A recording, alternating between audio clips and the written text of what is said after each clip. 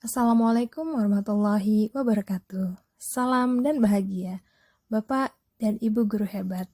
Perkenalkan, saya Lucy Mardiana, guru bahasa Inggris di SMA Negeri 28 Kabupaten Tangerang. Pada video kali ini, saya akan memaparkan aksi nyata seri pelatihan merencanakan pembelajaran yang bermakna yang saya ikuti pada platform Merdeka Mengajar.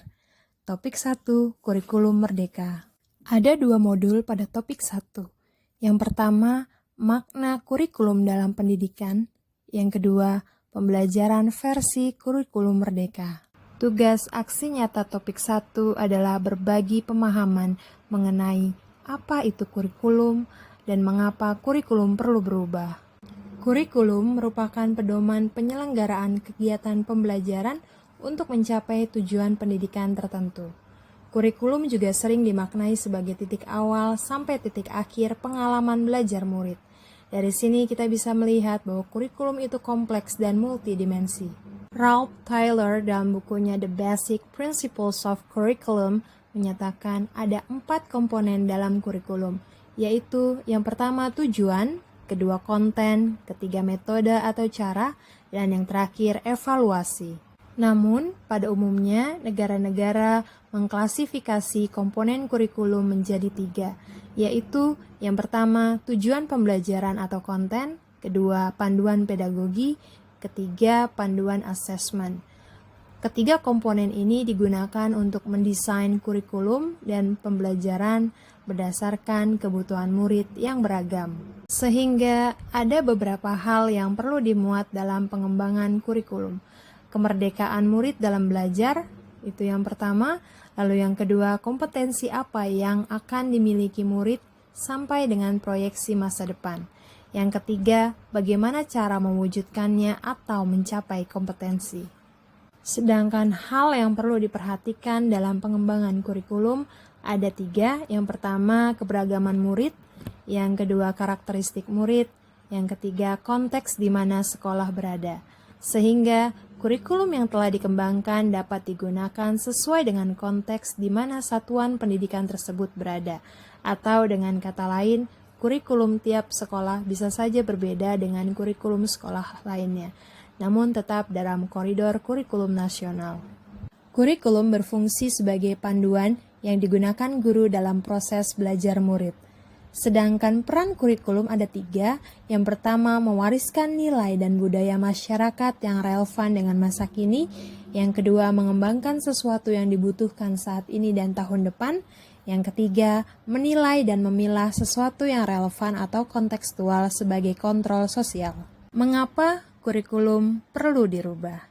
Pada awal pandemi COVID-19, rasa pesimis hadir di pikiran dan perasaan sebagian besar guru, orang tua, dan murid di Indonesia mengenai perkembangan belajar murid dengan moda daring atau online.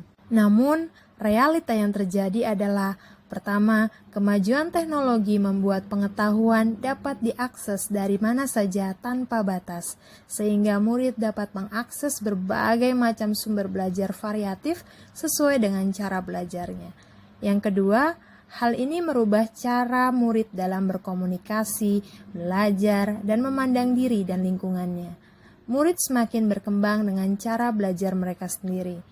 Dan hal ini pun mendorong guru untuk melek teknologi dan akhirnya belajar untuk mengimbangi dan membantu murid. Proyeksi Pendidikan 2030 oleh Organization for Economic Development atau yang dikenal dengan OECD menyatakan bahwa ada 4 aspek penilaian. Yang pertama, kognitif, sikap, psikomotorik, dan value atau nilai.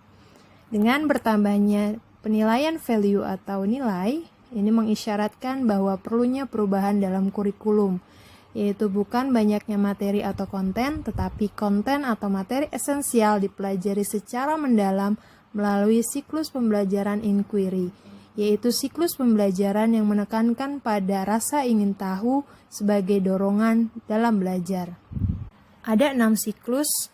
Yang pertama, rasa ingin tahu, mencari tahu, memilah informasi, membuat koneksi, mengambil makna, dan yang terakhir, aksi nyata.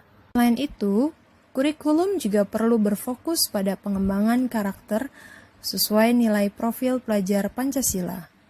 Ada 6 nilai profil pelajar Pancasila. Yang pertama, beriman, bertakwa kepada Tuhan Yang Maha Esa, dan berakhlak mulia. Yang kedua, berkebinekaan global. Yang ketiga, bergotong royong. Yang keempat, kreatif. 5, bernalar kritis. Dan yang terakhir, mandiri.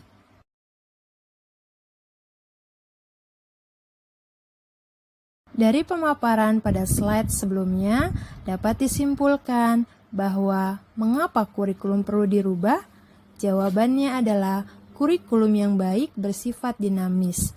Artinya, kurikulum terus dikembangkan atau diadaptasi sesuai dengan konteks dan karakteristik murid demi membangun kompetensi sesuai kebutuhan murid di masa kini dan di masa depan, sehingga murid mampu berkontribusi dalam lingkup lokal, nasional, dan global. Demikianlah aksi nyata topik 1, Kurikulum Merdeka. Terima kasih, salam, dan bahagia.